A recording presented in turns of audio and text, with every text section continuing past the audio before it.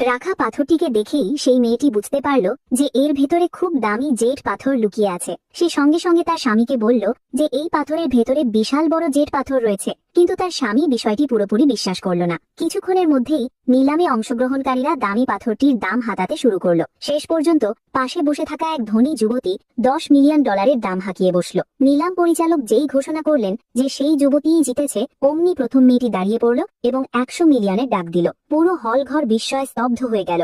সবাই ভাবল মেয়েটি বোধহয় পাগল হয়ে গেছে। মানুষের ধারণা ছিল এই পাথরটির মূল্য 10 মিলিয়নের বেশি নয়। সেই ধনী যুবতী ও তার পরিবার মেয়েটিকে নিয়ে মজা করতে লাগলো এবং বলল যে ওর মাথা খারাপ হয়ে গেছে, কিন্তু মেয়েটির স্বামী ওর পাশেই অটল দাঁড়িয়ে থাকলো। সে বলল টাকার কোনো চিন্তা নেই, সে যেন শুধু হাসি খুশি থাকে। মেয়েটি পূর্ণ আত্মবিশ্বাসের সাথে তার স্বামীকে বলল যে এইবার তাদের অনেক বড় লাভ হবে। মেয়েটির কথা শুনে সেই ধনী যুবতীর সবার সামনেই চরম অপমান হলো। সে রাগে মেয়েটিকে গালি দিতে লাগলো এবং বলল যে পাথরের জেড সম্পর্কে মেয়েটির কোনো ধারণা নেই। মেয়েটি যখন দেখলো সে কিছুতেই মানছে না, তখন সে বাজি ধরল। মেয়েটি বলল যদি এই পাথরের দাম 100 মিলিয়নের বেশি হয় তবে সেই দাম মেয়েটির পক্ষ থেকে নিলাম ঘরকে দিতে হবে।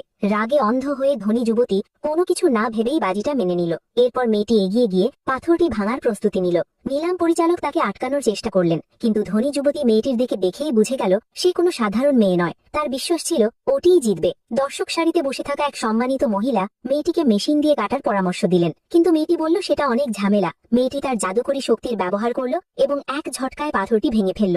ভেতর থেকে উজ্জ্বল সবুজ আলো বের হয়ে এলো। পাথরটি ভাঙতেই ভেতর থেকে একদম খাঁটি শাহী সবুজ জেড বেরিয়ে এলো। সেখানে উপস্থিত সবাই অবাক হয়ে গেল। নিলাম পরিচালক উৎসাহে ঘোষণা করলেন যদি এটি দিয়ে গয়না বানানো যায় তবে এর দাম 100 মিলিয়নের চেয়েও বেশি হবে। ধনী যুবতীটি পুরোপুরি শকড হয়ে পড়ল। ভিড় তখনও সামলাতে পারেনি, তার মধ্যেই মেয়েটি তার দেহরক্ষীদের ভারী হাতুড়ি নিয়ে আসার নির্দেশ দিল। সে অনায়াসে হাতুড়িটি তুলে পাথরটির ওপর জোরে আঘাত করল। পাথরটি থেকে এক অদ্ভুত আলো বেরিয়ে এলো এবং চারপাশে রং বেরঙের আভা ছড়িয়ে পড়ল। মেয়েটি সরাসরি সেই ধনী যুবতীর কাছে এগিয়ে গেল। যেমনটা আশা করা হয়েছিল, সেই ধনী যুবতীর পরিবার টাকা দেওয়া থেকে বাঁচার জন্য পালাতে লাগলো, কিন্তু মেয়েটি তাকে আটকে ফেলল। সাজার অংশ হিসেবে মেয়েটি তার জাদুকরী শক্তি দিয়ে সেই যুবতীকে একটি পোষা প্রাণীতে পরিণত করে দিল।